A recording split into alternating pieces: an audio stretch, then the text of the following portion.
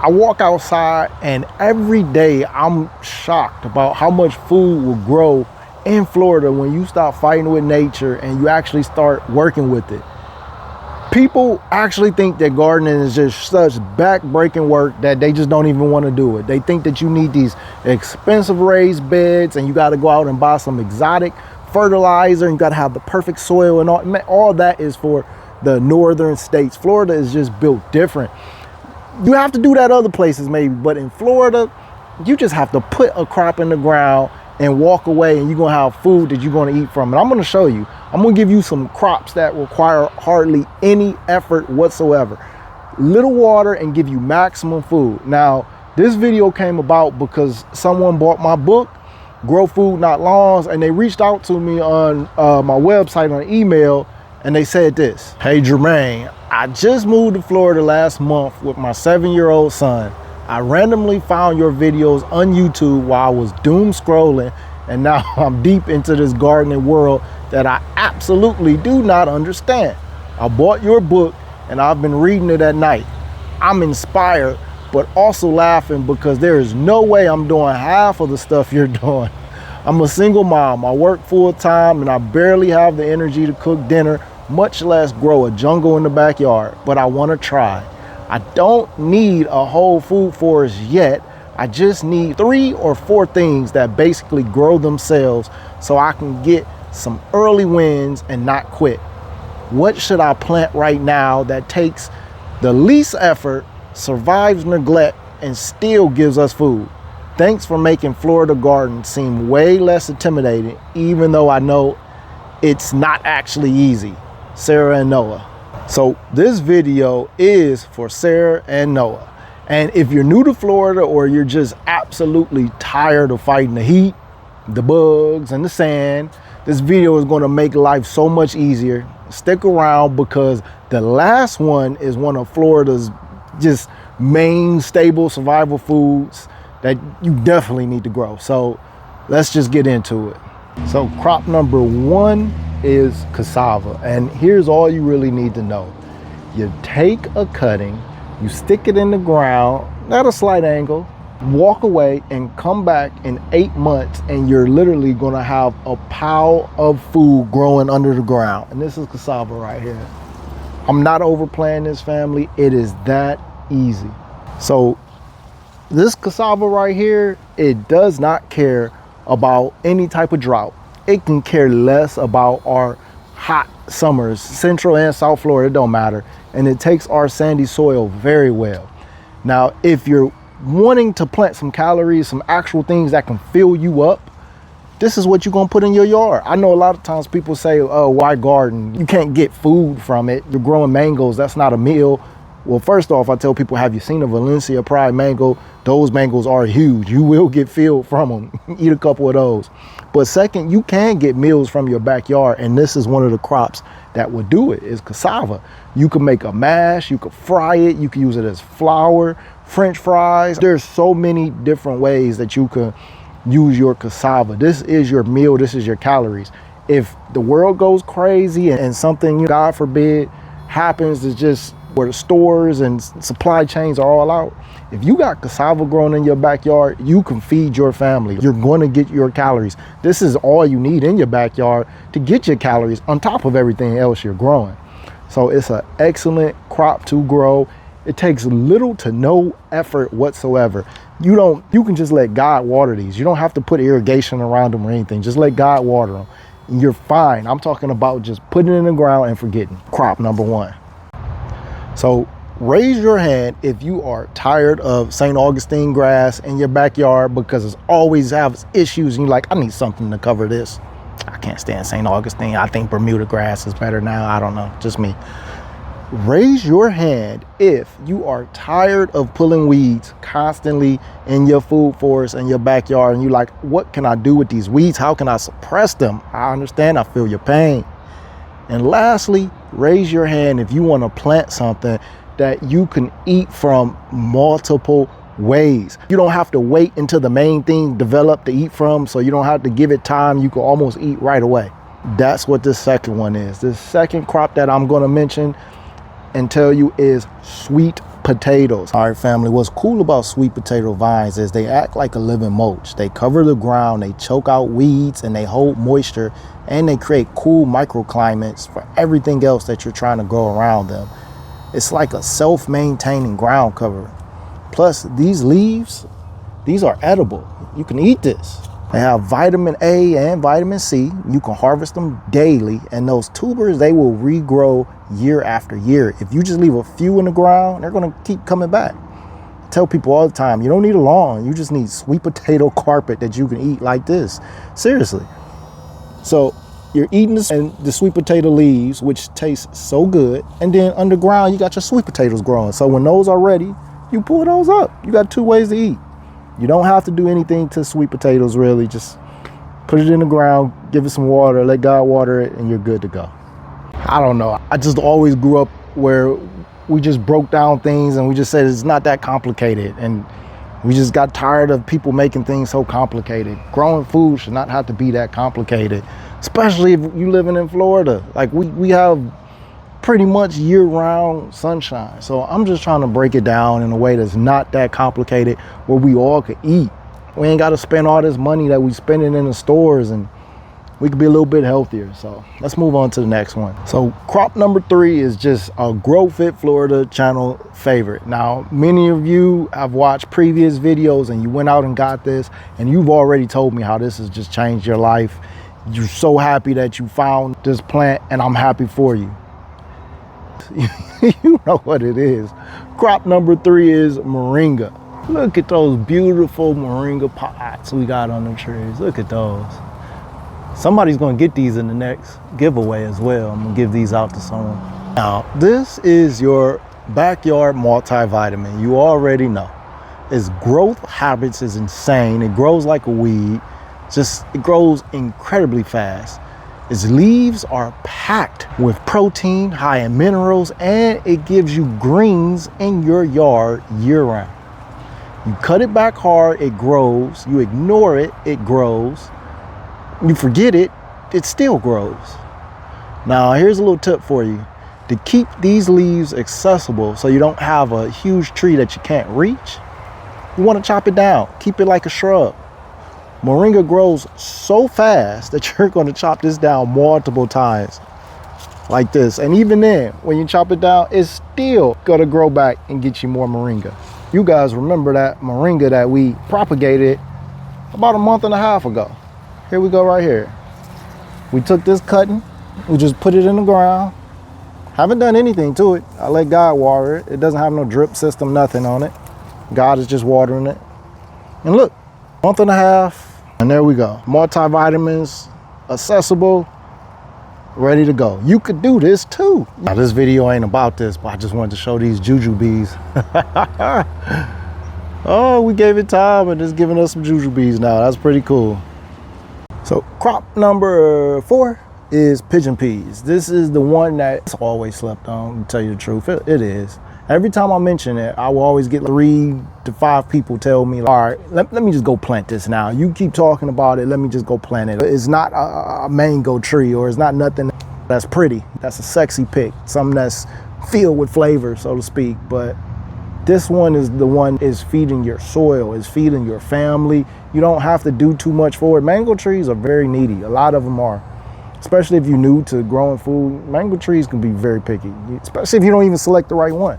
But a pigeon pea, you just throw it in the ground, give it some water, good to go. And it's going to feed you and your soil. So what's cool about the pigeon pea is once it's established, you barely have to water it. It's going to freely reseed itself every single year. So you're going to get free protein source popping up every single season for you. The heat doesn't really phase it too much at all. Like I said, low water gives you high protein. And I know we all want to plant like the sugars, the mangoes, the star fruit, the passion fruit, which yes, we do it too. It's delicious. But for me personally, I've always lived by that philosophy. For every mango tree I plant, I want to make sure that I go get my vegetables, or I go get me a medicinal herb in the ground, raised bed, bucket, something. I want to have balance. Life is about having balance. So Your pigeon peas that you're planting in the ground is going to start giving you some balance, because I know you already got that mango tree, or I know you got the peach tree, you got some type of fruit tree in your ground, but what you're missing is that pigeon pea. It's going to give you some balance. Now, I've said it before, it's quite difficult for us to grow spinach at large quantities where we can eat it, and we like crops too, that we don't have to do too much too. We have very busy lifestyles, and we have a lot of kids too, and we can't be outside every single day taking care of something and pushing the bugs and watering the bugs off, because we like to go organic. So we can't be out every single day doing this. So we look for ways to get our greens, and there's plenty of other spinach alternatives, and you can select whichever one you want. For us and our family, a lot of the other ones, they either have too slimy of a texture, or we just don't like the taste. And if you don't like the taste, why grow something just because, hey, this is a better alternative for us, and even if it's good for us, you're not going to eat it. So we found something that we actually like to eat, is good for you. Now, we don't eat a lot of it. That's another thing. I've said it before, and I get in the comments and people are talking, make sure you don't do this. Well, you shouldn't eat a lot of spinach. You shouldn't eat a lot of kale. Studies have come out and said, hey, you shouldn't eat this and shouldn't. You know, we all know that. That's why we have a balanced diet. Variety is a spice of life. But next up is katuk. We love it. It goes great with eggs. It goes great with pasta dishes. It goes great with a lot of dishes where you're substituting it for your kales and your spinach. It tastes wonderful. It has all the nutrients that they have, and even more. It's a higher protein source for you and your family. And again, we don't eat it every single day, but when we need our greens and when we want to mix it up, we go to katuk. And probably the best part about katuk is it's a perennial. You plant it once and you can harvest batches of it all year long. I personally think it should be in everybody's backyard, a part of your food forest. And again, yes, all greens have something that has been studied where you should not eat it in excessive amounts. If you're not going outside and every single day you're getting bushels of it and just nomming it down, if you're not doing that, then it's a healthy alternative for you. If you're doing that, then I don't know. I'm not a doctor. I'm just a guy feeding his family with his backyard. Pretty healthy. My family's pretty healthy, and this is what we've been eating for years, and we feel great on it. So that's how we do it. So crop number 6 is bananas. Now, most people, when you see bananas in the store, you think that it took a lot of work to get there, because you're constantly seeing bananas, and I won't even call, those aren't even real bananas. I don't even know what those are, because actually, when you grow your own bananas in your backyard, it is so much more flavor than the store-bought bananas. Store-bought bananas, it kind of tastes like you're eating cardboard in comparison to the bananas you can grow in your backyard. And there's so many different varieties that each have a unique taste. You just got to find the one that you like. Now, with bananas, once you get a pup and you put it in the ground, you're going to have to water it pretty good for at least that first month. That's one plant where it's going to take some water in that first month. You're going to have to be on it. But after that, bananas pretty much take care of themselves. They're heavy feeders, so you're going to want to feed your plants with just some mulch, some compost. You're making your own compost, which if you're growing food, you should be making your own compost. Don't waste your food that you're eating in your kitchen. Compost it. Throw it to just feed it to your bananas. If you live in Florida, we pretty much God waters Florida enough where you don't have to do too much with your bananas as far as additional water. But during drought periods, just put the hose on them. You can run irrigation if you want, or just let the hose sit there for a couple minutes, deep water, and you're good. Bananas are a great addition to your food forest because they're very low maintenance. They're going to give you pounds of food. A banana rack can be anywhere from 25 to 65 pounds. We've pulled 50-pound banana racks at a time. Now, with bananas, it's kind of like a watermelon or any other crop where you're getting so much in abundance that you want to stagger it. So if you're planting your bananas, let's say a friend gives you a whole bunch of banana pups, if you put them in the ground at the same time, chances are they're going to become all ready for you at the same time. And that's too much bananas for anybody to eat. We did that, and we had so much bananas, we were giving them out. We were looking like crazy people giving out all these bananas to everybody. But I suggest that you just plant your banana and maybe wait a little while before you go out and get another variety, or even when those pups come up, give some out to neighbors, because you're gonna get so much freaking bananas. It's crazy. Low maintenance. They look beautiful in your backyard as well. Go watch my other banana videos. I teach you guys about where not to plant them. I won't even go into that, but go watch those videos. But bananas, an excellent addition to add to your food forest. So crop number 7 is Seminole pumpkins. Now, when you think of survival crops in Florida, this is what you're thinking about right here, Seminole pumpkins. Now, it's native, it's incredibly heat tolerant, it's naturally bug resistant and drought resistant. These things literally can't be stopped. I'm telling you guys. Very easy to grow. They're delicious. This vine will spread everywhere, so you're gonna get some ground cover. And there's little to no maintenance. One of my favorite parts about these Seminole pumpkins is they store for so long. You can just put these on a shelf and they're gonna store for months. This is built for longevity. And even when you think you're done with your harvest, it's always gonna be some more popping up like that. There's so many pumpkins that you get from just a few seeds. This is an easy no-brainer.